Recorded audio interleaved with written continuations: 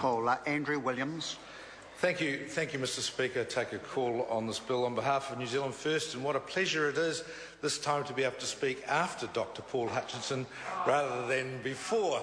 So what a great morning in the House. What a great morning in the House that we can alternate our positions and have a chance to comment in reverse. Exactly. And in this case, Dr Hutchinson, you'll be most pleased that New Zealand First is supporting this bill and that we are in line with much of the thinking that is in this bill. So rather than the previous state sector one where we were opposing the gutting of the public service, in this case we are supporting this bill. And in this respect, we support some of the measures, including the livestock valuation rule changes. We support the GST changes, which removes the inequitable situation of non-residents versus resident businesses.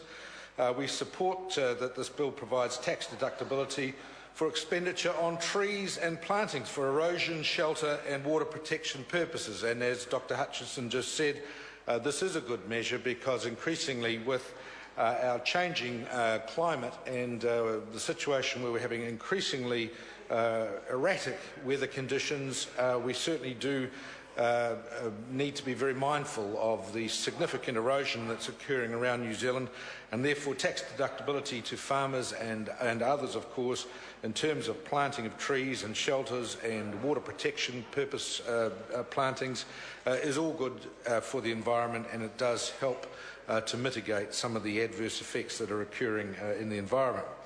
This bill also gives donee status to 3 charity organisations who operate internationally, and again, this is sensible for those 3 charities concerned. It also eliminates tax treatment mismatches to certain foreign currency hedges, again, in that foreign currency area. This is a sensible policy to sort that particular matter out. We were very pleased that the government withdrew from this bill the car park tax on the Auckland CBD and on the Wellington CBD.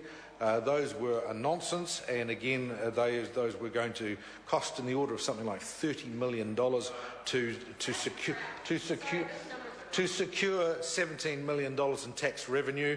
That was a no-brainer, so New Zealand First did put pressure on to have that withdrawn, and we were pleased the government did withdraw that from the bill. Overall, this is a bill which helps to strengthen the tax system. It helps to streamline aspects. It takes out quite a number of loopholes and makes improvements where they are needed. It makes it easier for taxpayers, both personal and corporate taxpayers, and so New Zealand First will be supporting this bill.